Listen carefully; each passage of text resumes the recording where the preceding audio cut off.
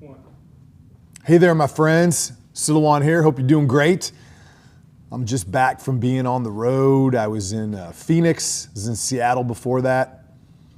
While I was in Phoenix, I got to speak to a group of about 50 law enforcement officers from around Arizona.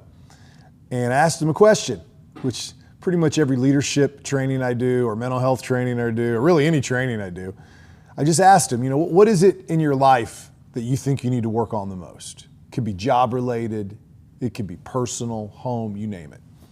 And out of those 50 officers in that room, I would say about 70 or 80% of them gave some version of, need to spend more time with my family, need to improve my work-life balance, need to do better at that transition home. Well, that could be any group of what was predominantly men. I promise you that. Whatever their job was, whatever their profession. Now I want to contrast that with a talk I gave a few months ago in the Midwest to a group of chiefs from all over a Midwestern state. So you had chiefs, assistant chiefs, deputy chiefs, but they were chiefs, and there was probably 300 of them, I would guess. And I asked them, looking back in your career, so most of these, near the end of their career, most of them have raised their kids. And I asked, looking back in your career, what is one thing that you think you should have done better or wish you would have done better that you would pass down to younger officers? And I was keeping track as I was going around the room. And interestingly, of all the variety of answers that somebody could give, it came down to three things. One was finances. Wish I had stayed out of debt. Wish I had saved more money. Some variation of that type of finance. The second one was, wish I had prepared for retirement better. Just wish I was ready to retire, taken care, and in a whole bunch of ways. That could be, I wish I had taken care of myself physically better. I wish I had taken care of myself mentally better. But basically, I wish I was in a stronger physical or mental state now that retirement was coming so I could enjoy it better. And the third one was family related.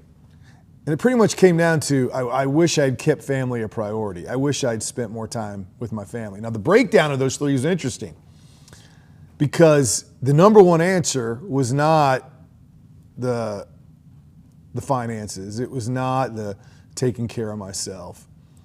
It was family. About 80% of those chiefs said, I wish I'd spent more time with my family. 80%. Now I want you to think about that for a second. Here you have a group near the end of their career, and 80% of them are like, I wish I had prioritized home more. I wish I had prioritized family more. I wish those were priorities to me. And then you got another group, a younger group, saying at the same time, 15, 20 years earlier, I need to work on this. What does that teach us? We don't work on it. That the things that matter the most, man, they're in the front of our brain. We know what we're doing and we're not doing them. Now here's the thing. You get out of shape, you're 50 or so, closing in on retirement, haven't worked out since you were in your 20s. You can get back in shape.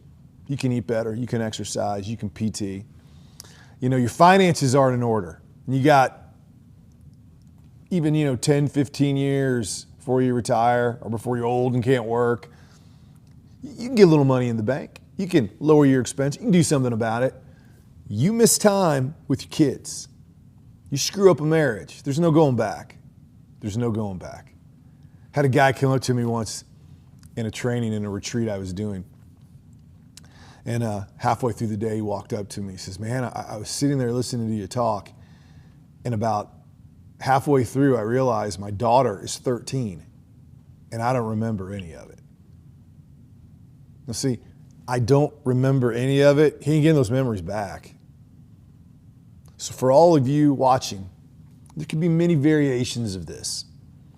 But the things that matter, spending time with your family, learning to make that transition home, practicing your faith. Don't wait. If you're 20, don't wait till you're 30. If you're 30, don't wait till you're 40. If you're 40, don't wait till you're 50, because eventually there's no more waiting. It's done, and it's only regret. And I don't want you going there, my friend. And all you got to do, all we have today is today. So those things that matter, those things you know you need to be doing, don't wait. Do them today.